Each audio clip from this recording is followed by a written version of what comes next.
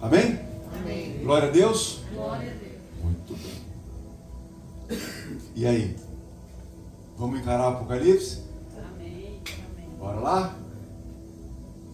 Muito bem. Queria convidar os irmãos a abrir Apocalipse capítulo 1. Convidar você que abra essa carta, essa profecia, esse livro tão lindo que o Espírito Santo deixou para cada um de nós. Com o tempo vocês vão ver que em Apocalipse existem 7 bem-aventuranças.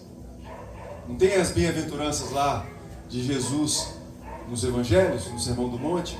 Em Apocalipse nós temos 7. E aí nós vamos ver com o passar do tempo.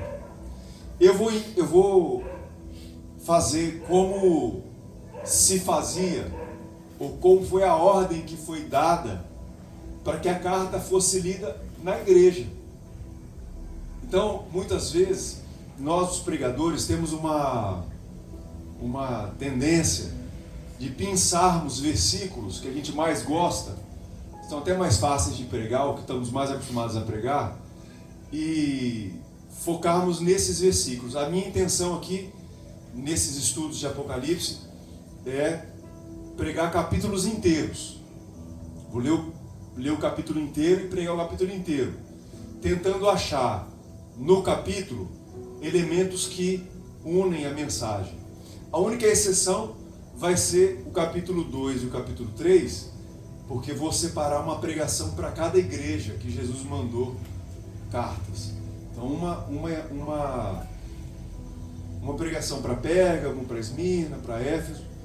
Mas quando não for o caso, quando acabar as 7 igrejas, vamos pegar capítulos inteiros. Então, Apocalipse capítulo 1, versículo 1, diz assim: revelação de Jesus Cristo que Deus lhe deu para mostrar aos seus servos as coisas que em breve devem acontecer, e que ele, enviando por intermédio do seu anjo, notificou ao seu servo João, o qual atestou a palavra de Deus e o testemunho de Jesus Cristo. Tudo quanto a tudo o que viu. Bem-aventurados aqueles que leem e aqueles que ouvem as palavras da profecia e guardam as coisas nela escritas, pois o tempo está próximo. João, as 7 igrejas que se encontram na Ásia, graça e paz a vós outros, da parte daquele que é, que era e que há de vir, da parte dos 7 espíritos que se acham diante do trono, e da parte de Jesus Cristo, a fiel testemunha, o primogênito dos mortos e o soberano dos reis da terra, aquele que nos ama e pelo seu sangue nos libertou dos nossos pecados e nos constituiu reino, sacerdotes para o seu Deus e Pai. A Ele a glória e o domínio pelos séculos dos séculos. Amém. Eis que vem com as nuvens, e todo olho verá, até quantos o transpassaram, e todas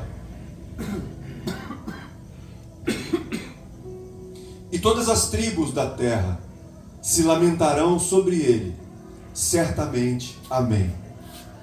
Eu sou o Alfa e o Ômega, diz o Senhor Deus, aquele que é, que era e que há de vir, o Todo-Poderoso. Eu, João, irmão vosso e companheiro na tribulação, no reino e na perseverança em Jesus, achei-me na ilha chamada Patmos, por causa da palavra de Deus e do testemunho de Jesus. Achei-me em espírito no dia do Senhor.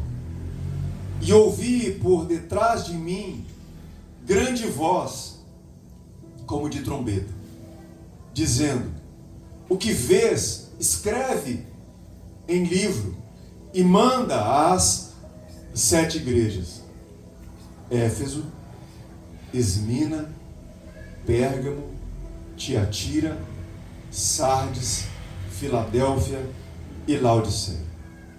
Voltei-me para ver quem falava comigo, e voltado, vi 7 candeeiros de ouro, e no meio dos candeeiros, um semelhante a filho do homem, ou filho de homem, com vestes talares, e cingido à altura do peito, com uma cinta de ouro. A sua cabeça e cabelos eram brancos, como alva lã, como neve, e os olhos como chama de fogo. Os pés semelhantes ao bronze polido, como que refinado numa fornalha, a voz como de muitas águas. Tinha na mão direita 7 estrelas, e da boca saía-lhe uma afiada espada de 2 gumes, e o seu rosto brilhava como o sol na sua força. Quando o vi, caí aos seus pés como morto. Porém, ele pôs sobre mim a mão direita, dizendo: não temas, eu sou o primeiro e o último, aquele que vive. Estive morto, mas eis que estou vivo pelos séculos dos séculos. Tenho as chaves da morte e do inferno. Aquele, pois, escreve, pois, as coisas que viste, e as que são, e as que hão de acontecer depois destas. Quanto ao mistério das 7 estrelas que viste na minha mão direita, e aos 7 candeeiros de ouro, as 7 estrelas são os anjos das 7 igrejas, e os 7 candeeiros são as 7 igrejas. Amém, irmãos? Irmãos, o livro de Apocalipse, ele está em 2 polos. Por um lado, as pessoas o acham desinteressante, porque se muitos já chamam as histórias da Bíblia de mitos, de lendas, da mesma forma, o livro de Apocalipse pode parecer desinteressante. Por quê? Porque ele traz, muitos acham que traz um medo, bestas, anticristo, monstros. Para outros, confusão, guerras. Mas pensam que o livro de Apocalipse é um livro selado, é um livro que está travado, é um livro que está como se ele tivesse encriptografado, ou seja, ele tem uma senha, e como nós não temos a senha, é impossível entender esse mistério. Mas ao contrário do que se possa imaginar, eu quero ensinar aos irmãos que o livro de Apocalipse, ele não pode, não deve ser visto, lido, entendido com medo em primeiro lugar, porque, presta atenção, ele foi o livro que Jesus escreveu, mandou escrever especialmente a igrejas que estavam sendo perseguidas, irmãos e irmãs, jovens, crianças, velhos, idosos, lideranças, novos convertidos, homens e mulheres que estavam passando pela perseguição. Os autores têm uma certa dubiedade, não sabem ao certo, porque o livro tem autor, é João, é o apóstolo João, mas não tem a data específica. Então os teólogos fazem o quê? Quando que a Ásia Menor passou por perseguição? Então eles colocam numa certa data e colocam o imperador, o famoso imperador Nero, que levou perseguição a essa fase, esse lugar do império. Ou o imperador Diocleciano, que aí tem uma perseguição mais forte ainda. E qual é a razão pela qual nós não podemos pensar que o livro de Apocalipse traz medo?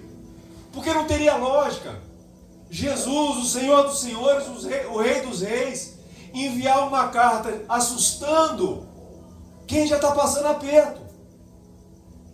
Ao contrário, Jesus envia uma carta, envia um livro que quer trazer esperança aos cristãos perseguidos. E eu quero lembrar aos irmãos que perseguição aqui é perseguição mesmo.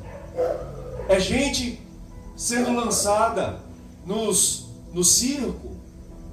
Pensa como você já viu na televisão, o Coliseu. O Coliseu é o lugar onde se faziam as batalhas daqueles guerreiros famosos, os gladiadores. E eles usavam os gladiadores não para lutar uns com os outros. No Coliseu em Roma, eles colocavam uma série de cristãos para serem, numa encenação, o exército que ia perder. E colocavam os gladiadores para trucidar os cristãos. E quando não eram os gladiadores para trucidar os cristãos, gladiadores fortes, eles colocavam feras, leões, tigres, ursos, para simplesmente eram soltos, e os cristãos lá, e em Roma era muito comum colocar os filhos no Coliseu, e diziam os pais: se vocês negarem Jesus, nós tiramos seus filhos do próximo espetáculo. Ou os filhos e o pai: se vocês negarem, nós salvamos sua mãe. Eu vou passar ainda um vídeo sobre perseguição para vocês. Então não teria lógica você mandar um livro assustador para um povo que já está morrendo. E nós achamos que só tem Coliseu em Roma. Aquele grandão, sim. Mas toda a grande cidade, todas as cidades que nós lemos aqui das 7 igrejas, você tem um círculo. E o Coliseu, ele é meio arredondado.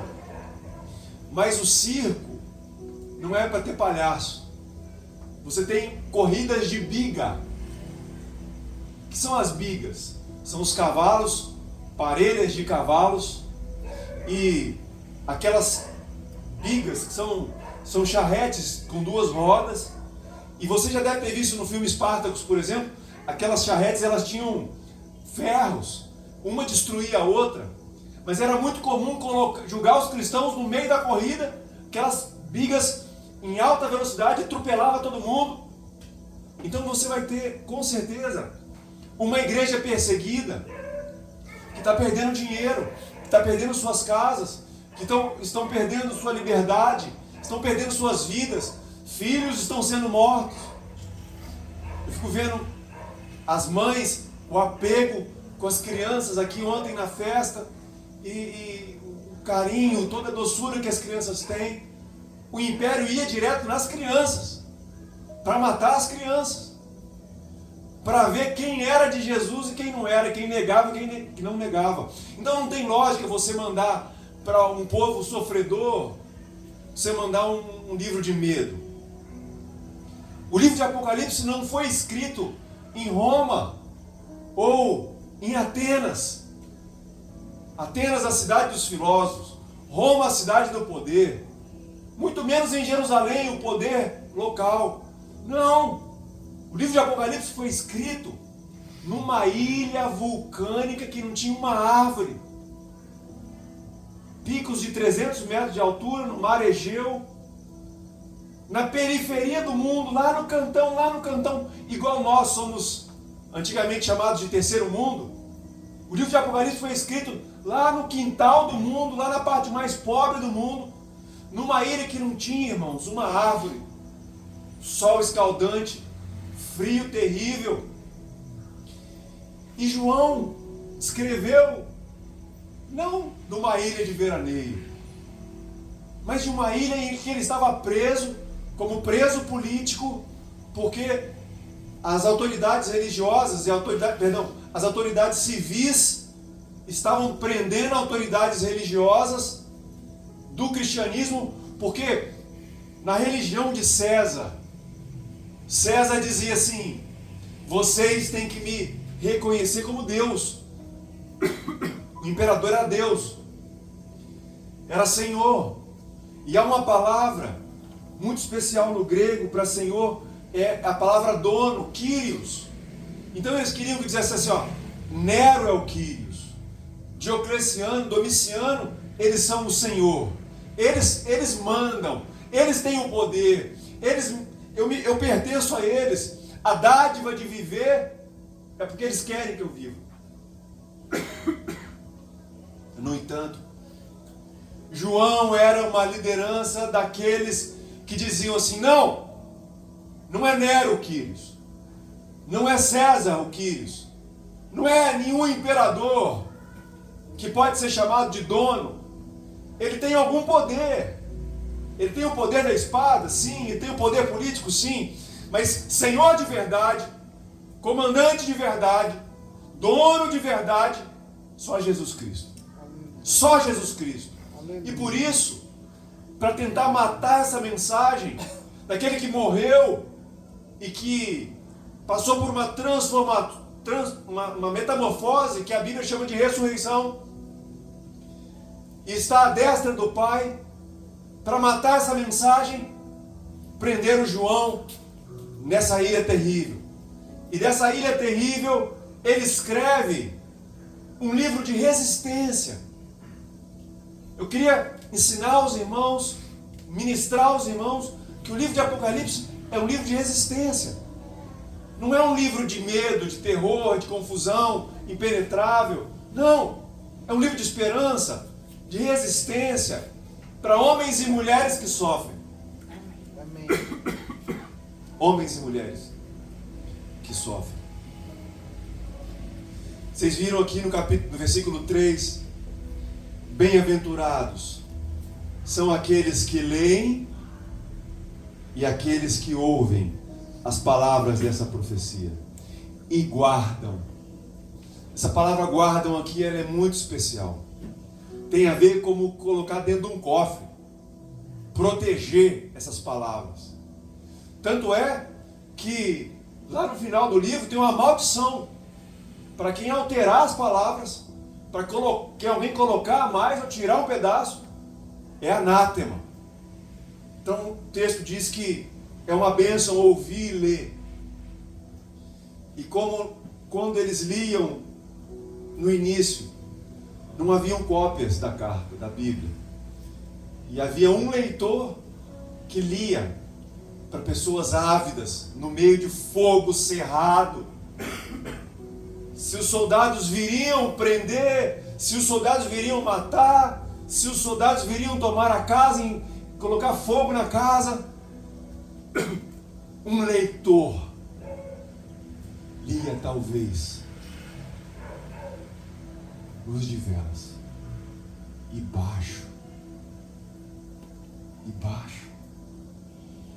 para que a mensagem de resistência, de esperança pudesse se espalhar.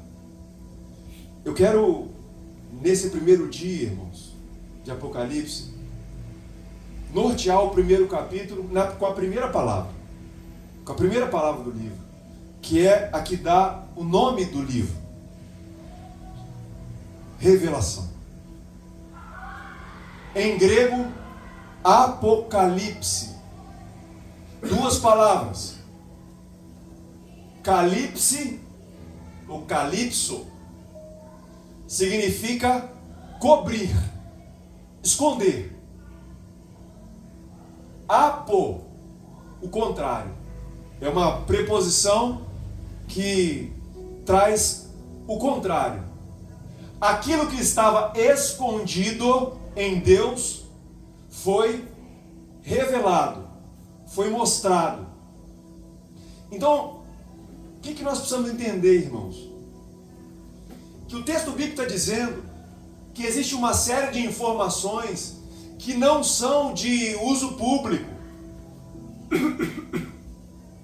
A maioria das pessoas tem acesso à Bíblia, mas essas informações, elas não são reveladas, elas não são mostradas, elas não são descortinadas apenas porque pessoas podem ler o português. Não.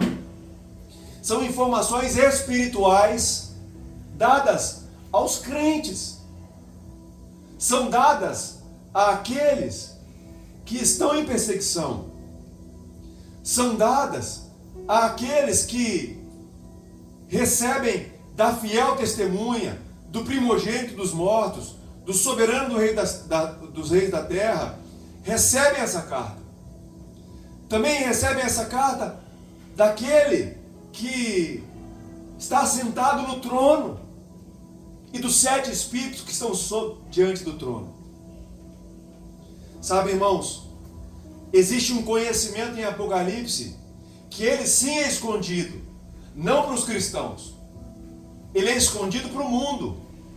Ele é escondido para aqueles que não amam a Deus.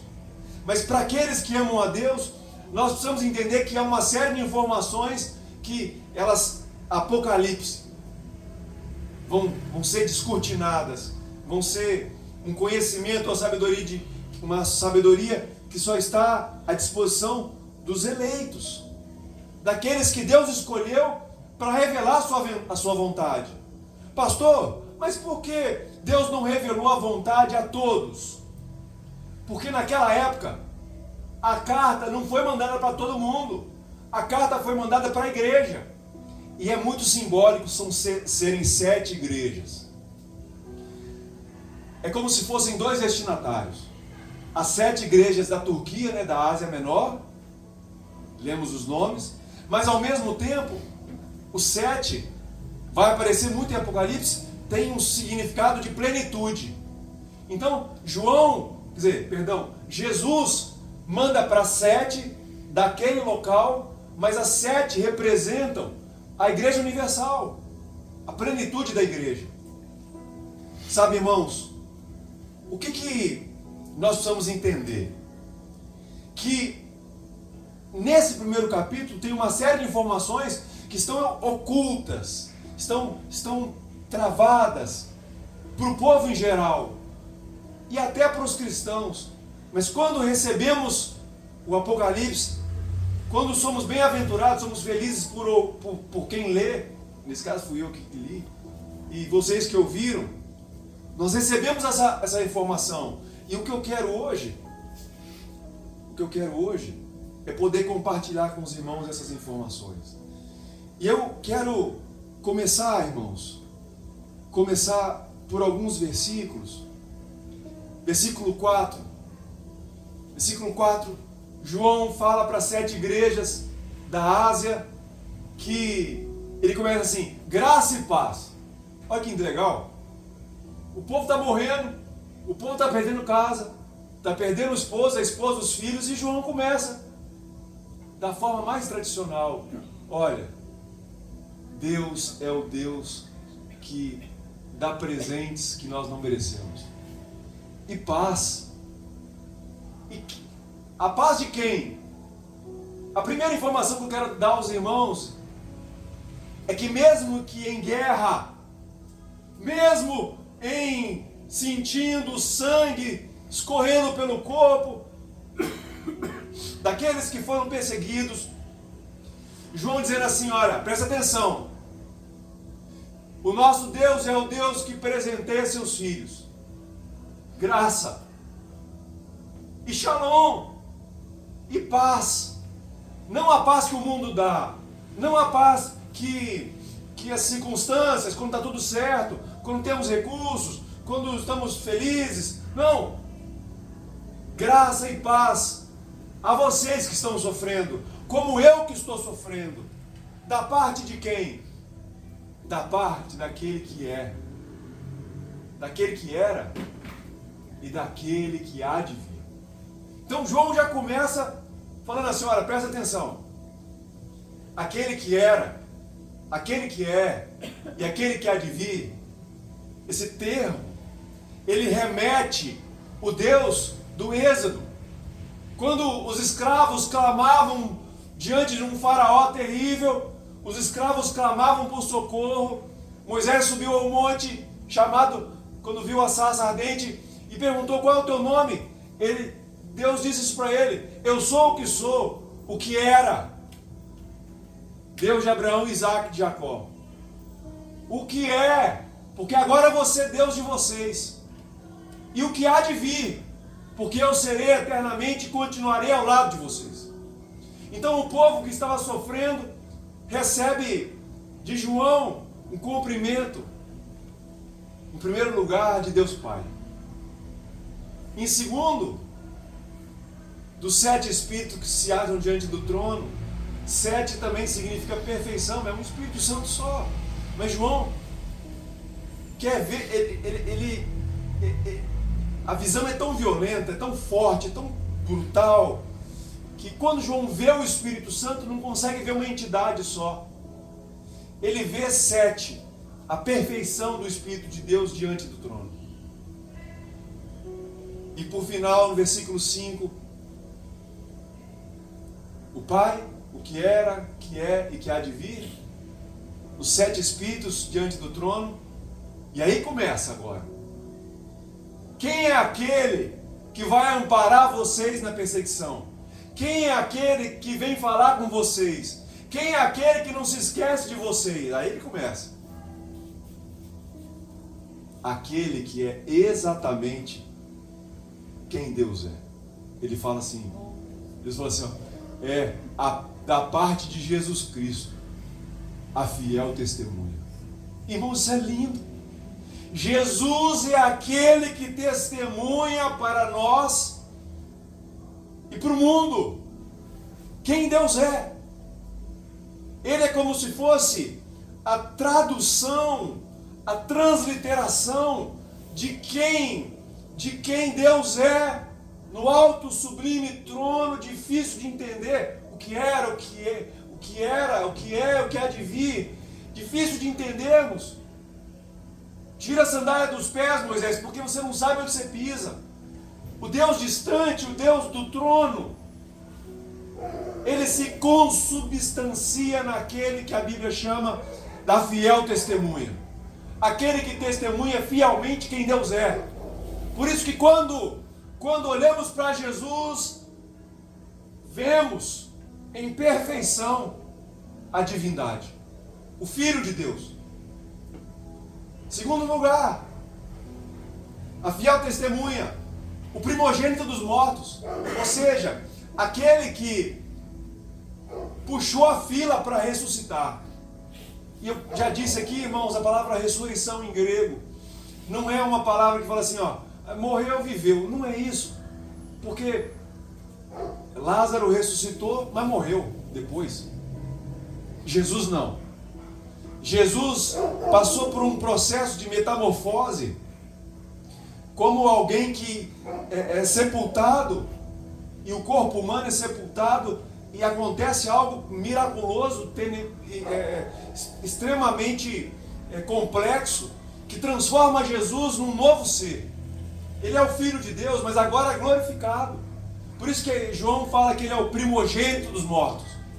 Então, se algum dos irmãos das igrejas morreram, estão passando aperto, fique em paz. Aquele que testemunha quem Deus é, ele é o primeiro que ressuscitou. E se ele é o primogênito, nós estamos na fila daquele que também porque também vamos ressuscitar. E por último ele fala assim, Aquele que nos ama.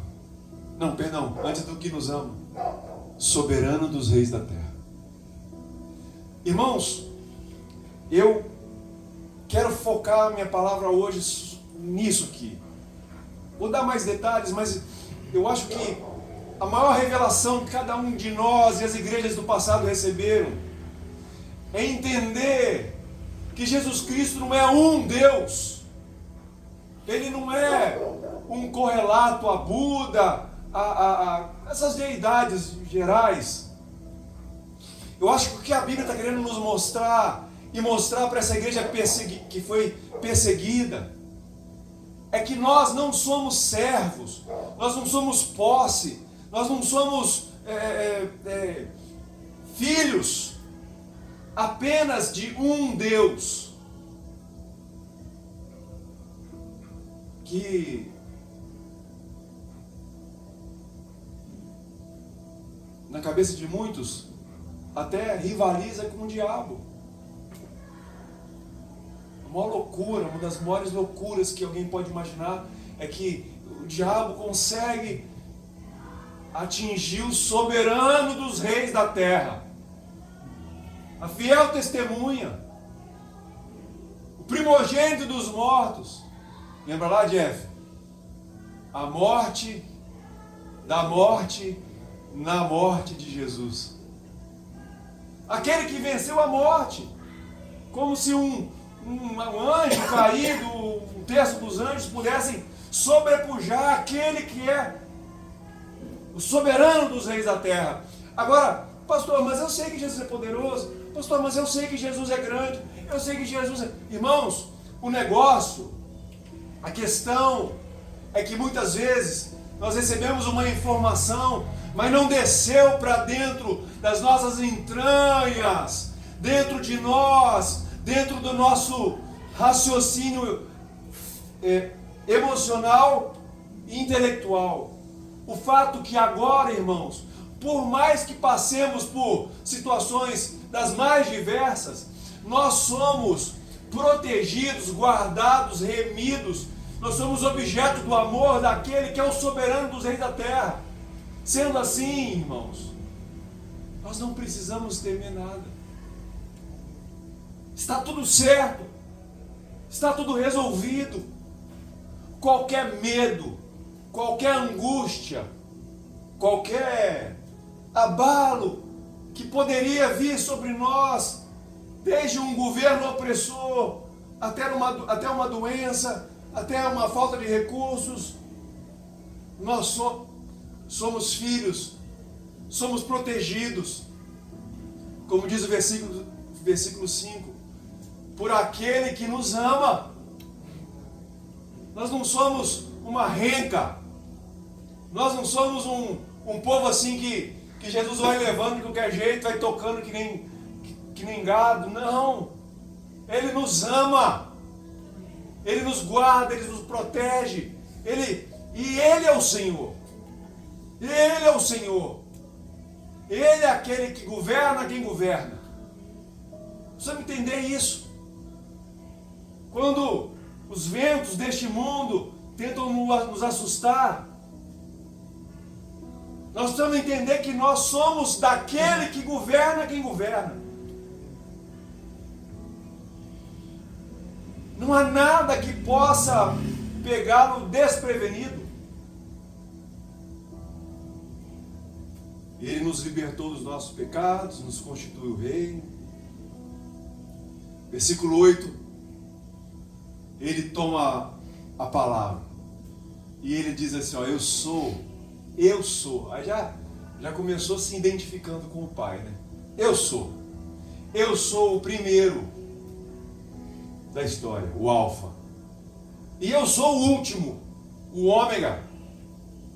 Diz o Senhor Deus, aquele que é, que era e que há de vir, o Todo-Poderoso. É a primeira e a última letra do alfabeto grego para nos ensinar, para tentar nos mostrar, nós que estamos no chão da fábrica, nós no chão reles do mundo, nós que vivemos aqui em Porto Seguro da Bahia, para nos ensinar que Ele começou a história. mas ele vai terminar a história. Aleluia. Em perseguição, em tempos tranquilos, ele começou a história. E ele vai terminar a história humana. Sabe, irmãos?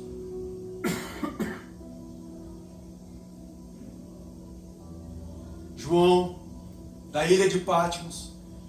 É lindo perceber isso, irmãos. É lindo. É lindo perceber que João recebeu a revelação. João recebeu a revelação. Porque só quem sabe que tem as costas quentes deita em paz numa ilha vulcânica que não tem uma árvore e está preso. João recebeu a revelação. Está tudo certo.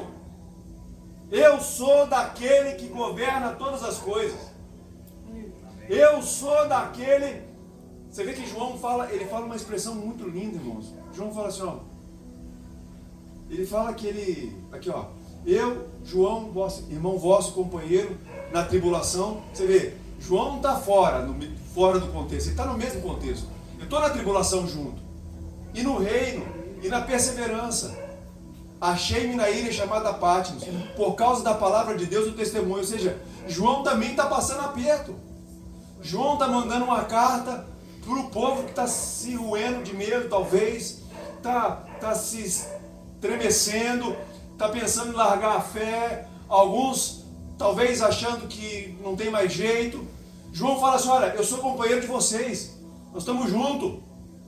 Eu me achei aqui na ilha de Patmos.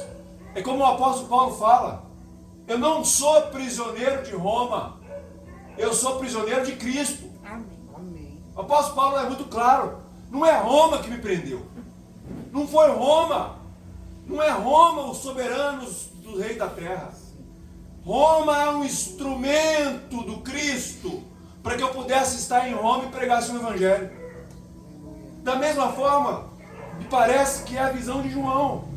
João diz assim, eu estou preso, estou lascado, talvez passando fome, talvez apanhando, mas eu sou co-irmão com vocês, no reino, na perseverança.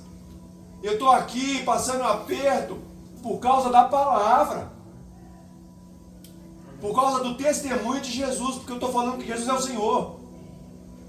Então João foi o primeiro que recebeu a revelação de que nós não estamos sozinhos, nós não somos almas penadas por esse mundo esperando a morte.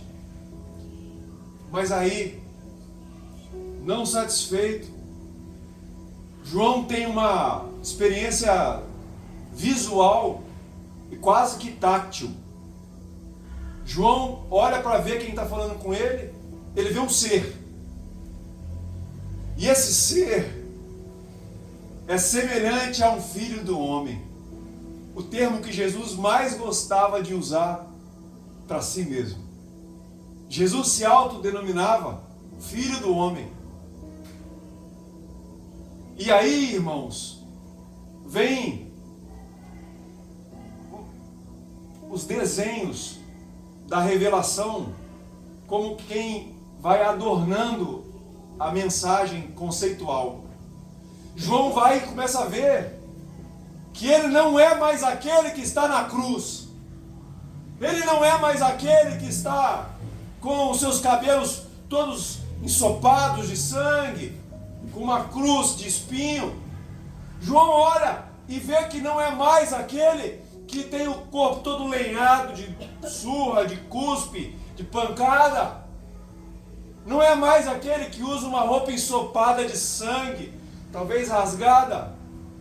Não é mais aquele que tem seus olhos inchados por conta do choro e da dor.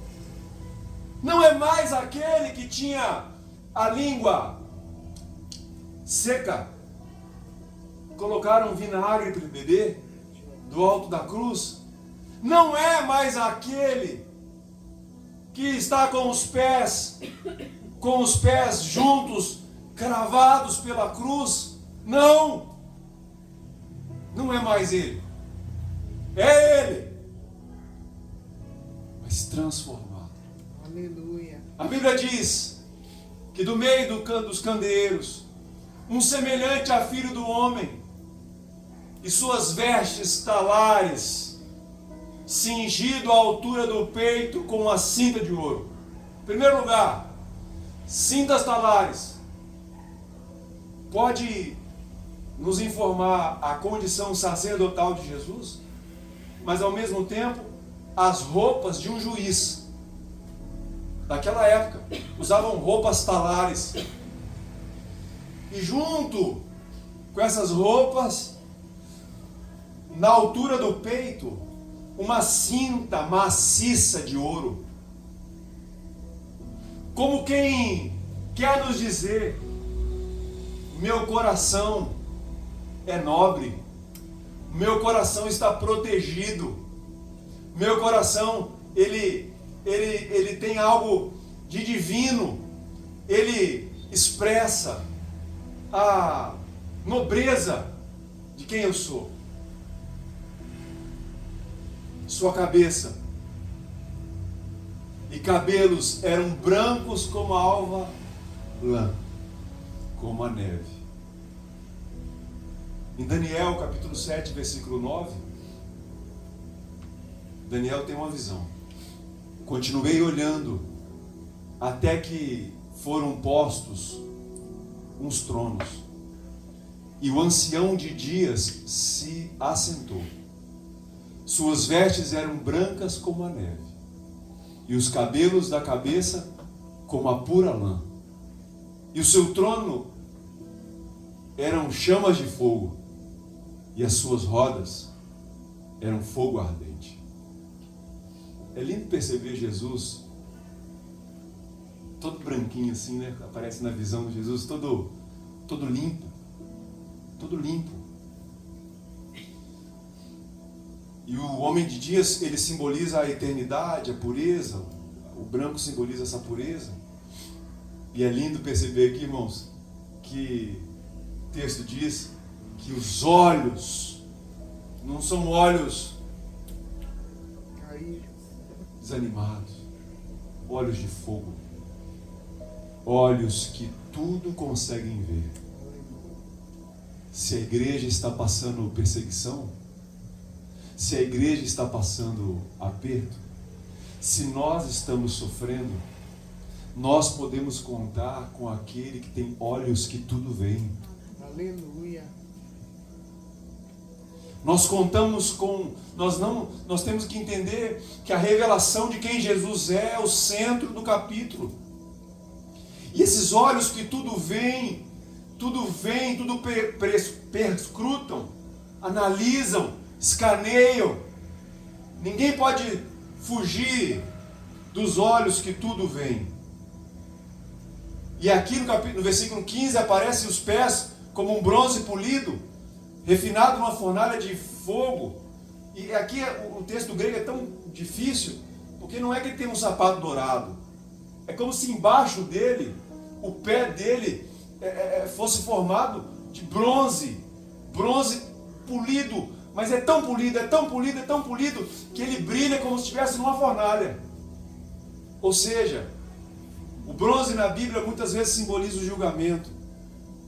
E olha que interessante, quando eles paravam para comer, eles se reclinavam e vinha um servo e lavava os pés. Os pés representavam a parte suja, a pior parte. Você lembra da visão de Apocalipse, da visão de Daniel dos 4 impérios? Os pés eram de barro. Já de Jesus não. Os pés de Jesus são como bronze, tão polido, que parece que é fogo pegando nesse bronze. Versículo 16 fala que ele tem na mão direita 7 estrelas, e da boca lhe sai uma espada afiada de 2 gumes. É poder, é controle, é honra. Essa espada é símbolo da justiça, é símbolo que não corta só de um lado. É uma espada que, como diz o texto bíblico, ela transpassa. a boca de Jesus, a palavra de Jesus é a sua maior arma. É a palavra de Deus que é precisa, é incisiva. E quando ele declara algo sobre sua igreja, quando ele declara algo sobre nós, vai acontecer. São estatutos perpétuos do mundo espiritual que vão acontecer. Não existe a possibilidade de aquele que tem a língua como espada afiada de 2 gumes ser contrariado.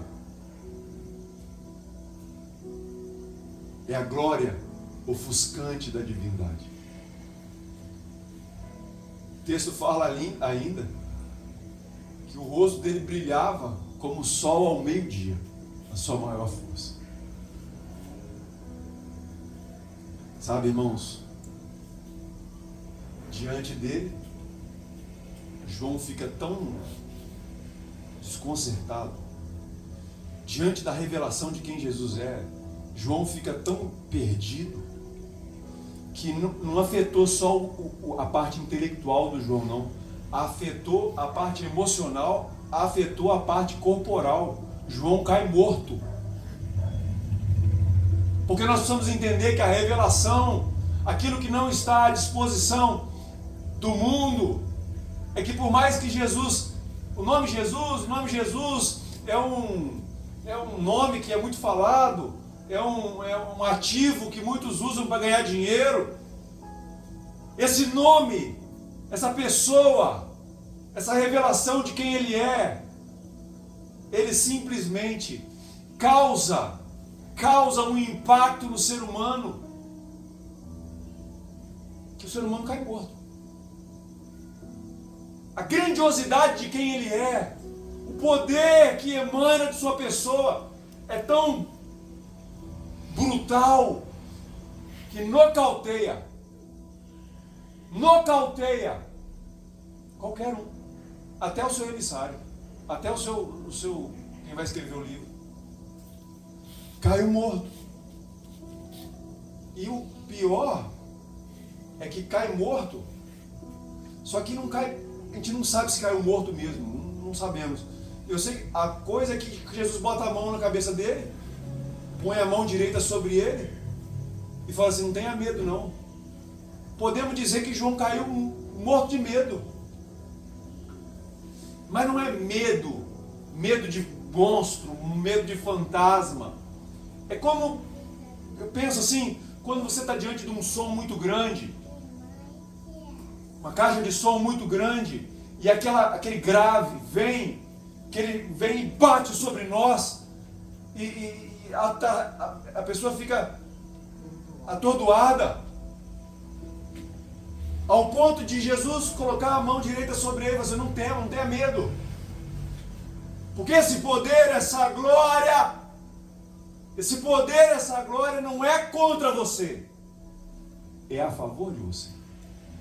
Não tema, não precisa ter medo. Não tenha medo de quem eu sou, não tenha medo deste mundo, não tenha medo do que vai vir, o que está acontecendo. Não tenha medo, fique tranquilo. Eu sou o primeiro, sou o último. Irmãos, a verdade é que nós morremos de medo da nossa história. Temos medo do que vai acontecer com nossos filhos, temos medo da nossa aposentadoria, temos medo da questão do nosso país, temos medo da nossa saúde, temos medo de morrer. Tanto é que existem pessoas que são fanáticas e gastam rios de dinheiro para saber seu futuro. Tarô, cartas, búzios, necromantes. O ser humano, se eu pudesse saber meu futuro, o que Jesus está dizendo, não tenha medo. O seu futuro está nas minhas mãos. E o que mais atinge o ser humano?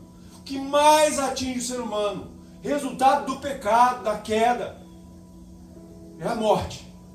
Por isso ele diz a João: Eu sou aquele que vive, eu tive morto, mas eu estou vivo dos séculos dos séculos. Não tem como me matar, não. E eu tenho nas mãos a autoridade, a chave da morte e do inferno. Aqui vale um parênteses. Morte aqui é o estado, o ato de morrer. E inferno é o lugar. Então, o que Jesus está falando assim? Olha, não precisa ficar com medo. Eu que morri e que ressuscitei, eu tomei da morte a autoridade de matar. Eu tomei do inferno a autoridade de guardar os mortos. Tanto é que depois vamos ver lá no final do Apocalipse, tanto como a morte como o inferno vão ser lançados no lago de fogo de enxofre. Então, é lindo perceber que os deuses gregos, ou os deuses antigos, eles eram muito temidos no mundo antigo, porque eles governavam o mundo dos mortos. Hades, Deus dos mortos. O barqueiro, você já viu a história do barqueiro? Que leva, caronte quer dizer, que leva o morto, e ele tem que ter uma moeda pelo rio Estive ou Aqueronte. Ele leva, se a pessoa não pagar, fica 100 anos perambulando no mundo entre os vivos e os mortos. O problema é que essas mentalidades, elas viajavam por aí. Não, pastor, o povo da igreja não acredita nisso não. Irmãos, são igrejas gentílicas, são igrejas de novos convertidos, são igrejas de gente que veio da cultura grega, romana. Então o que Jesus está falando é assim, olha, eu tenho a chave, eu que comando quem mata e quem guarda, quem morre. E eu recebi a chave, eu conquistei a chave. É Ele que controla o fim derradeiro do ser humano. É isso que se chama ter a autoridade final sobre todas as coisas. E já concluindo, irmãos, eu quero fazer só uma aplicação. Só uma aplicação. Todos nós, irmãos, somos desafiados. Somos desafiados a, num momento de aperto, num momento de sobressalto na vida, quando estamos falindo, quando estamos doentes, quando estamos sendo perseguidos, nós somos instados por Apocalipse, somos chamados por Apocalipse a entender, a digerir, a compreender que aquele que nos ama tem toda a história em suas mãos, tem toda a história humana e tem toda a nossa história.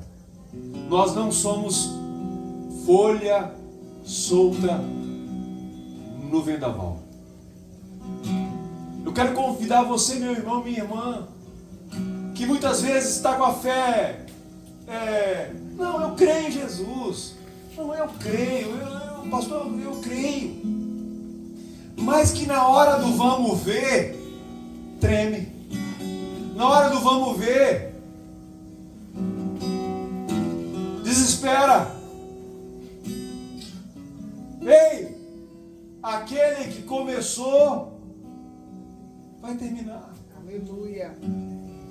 Aquele que tem a autoridade, o poder, a honra, a glória, o domínio, o soberano dos reis da terra, quem manda e quem manda, se governa o universo, com certeza também governa a nossa vida. Aleluia. Nós precisamos nos entregar, irmãos. Nós precisamos nos converter. Nós precisamos entregar nossa vida a Ele. Nós precisamos confiar nele, que Ele tem um caminho bom para cada um de nós. Que nós aprendendo com a palavra aquilo que é o nosso modus de vida. jeito de viver, nós podemos descansar. E o pior que pode acontecer, para nós, é o melhor. Oh, Senhor, nós te bendizemos, Senhor. Nós nos dobramos diante de Ti e confessamos nossa falta de fé.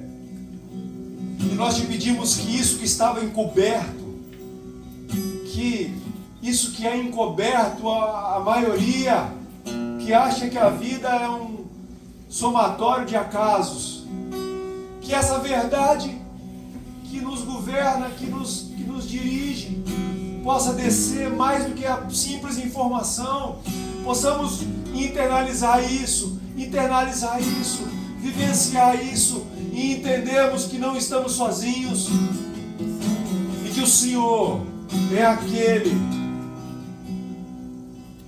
quando fala, o mundo para. Quando olha, tudo vê. Onisciente, onipresente, onipotente, Deus Todo-Poderoso, grande, eu sou. O que era, o que é, o que há de vir, que nos salvará. E nos salvou da ignorância, nos salvou da mentalidade de que estamos sozinhos. Santo é o teu nome. Aleluia. Santo é o teu nome. Glória a Deus.